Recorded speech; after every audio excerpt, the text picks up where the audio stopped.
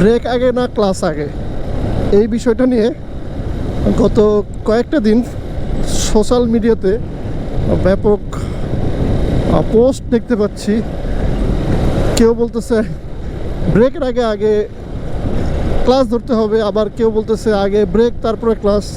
So এই দুইটা নিয়ে আমি আজকে একটু খোলাসা করব সব কিছু নিয়ে, যে ডিম আগে না মুরগি আগে। সো এটা আসলে তর্কের বিষয়, আবার তর্কের বিষয়ও না, কারণ আপনাকে বুঝতে হবে কয়েকটা সিচুয়েশন আছে, যেই সিচুয়েশনে আপনাকে বুঝতে হবে কোন সময় কি করতে হবে। তো যাই হোক, তার আগে আগে ইন্ট্রোটা দিয়ে নেই। This is Rakibul Hasan from Rakib's moto blog.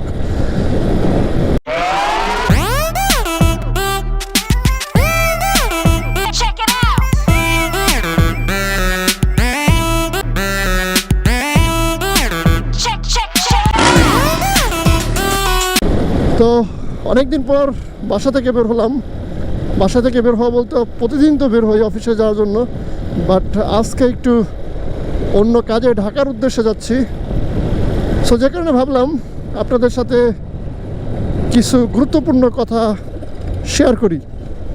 ব্রেকের আগে আগে ব্রেক প্রেস করতে হবে না আগে ক্লাস প্রেস করতে হবে, এই দুটো নিয়ে অনেকেই কনফিউশনে থাকেন, এবং বেশিরভাগ লোকই মতামত দেয় যে আগে ব্রেক ধরবেন তারপরে ক্লাস ধরবেন।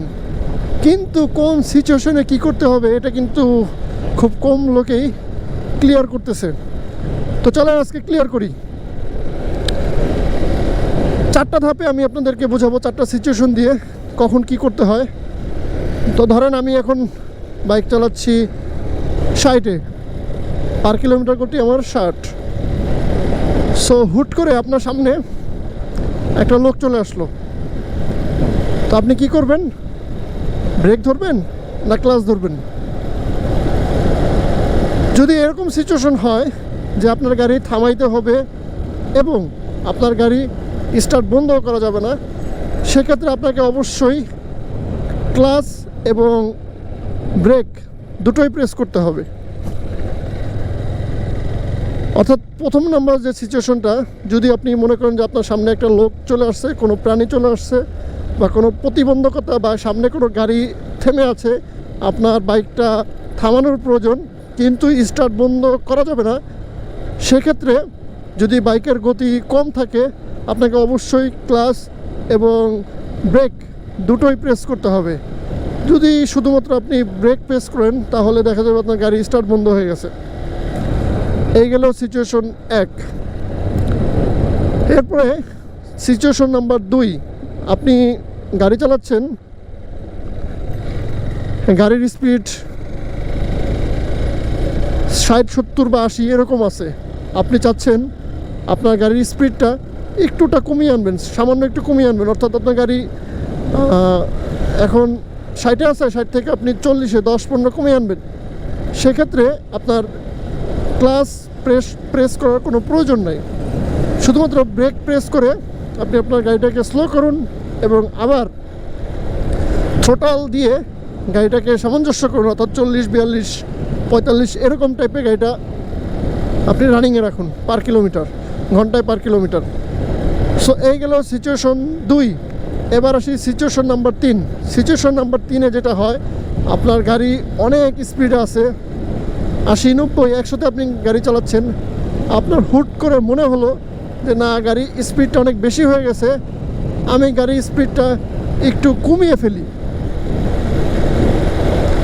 সো এরকম যদি কোনো সিচুয়েশন হয় যে গাড়ির স্পিডটা আপনি কমাবেন, সেক্ষেত্রে শুধুমাত্র আপনি ব্রেক প্রেস করুন।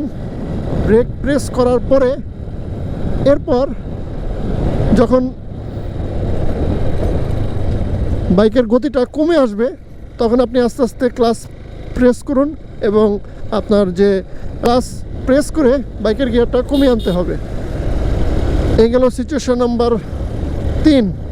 এবার আসি সিচুয়েশন নাম্বার 4। সিচুয়েশন নাম্বার 4-এ কী হয়, আমরা অনেক সময় যারা ছোট ছোট রাস্তায় বাইক চালায়, অর্থাৎ অনেক অলিগলি ভিতর দিয়ে বাইক চালাতে হয়, সেক্ষেত্রে সামনে বড় বড় স্পিড ব্রেকারগুলো থাকে। বিশেষ করে ঢাকা শহরে বা শহর অঞ্চলগুলোতে এটা দেখা যায় যে স্পিড ব্রেকারগুলো এলাকার অলিগলি যে রাস্তা একটু বেশি উঁচু থাকে।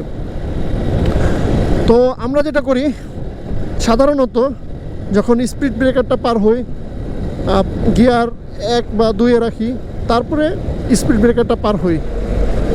অনেকে কি করে ওই যে মাথার ভিতরে ঢুকে আছে একটা যে সব সময় ব্রেক করার আগে ব্রেকটাই প্রেস করতে হবে।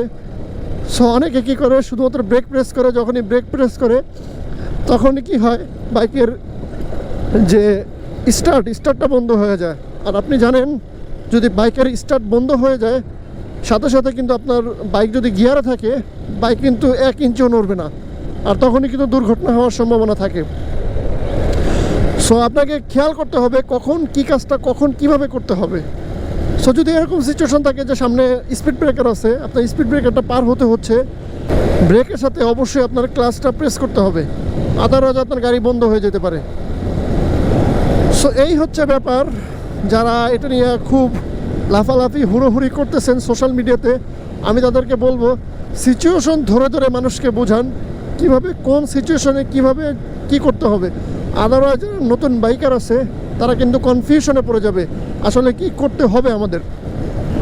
সো ভিডিওটি যদি আপনাদের ভালো লেগে থাকে অবশ্যই লাইক কমেন্ট শেয়ার করবেন, এবং যারা আমার ইউটিউব চ্যানেল থেকে দেখছেন অবশ্যই সাবস্ক্রাইব করতে ভুলবেন না।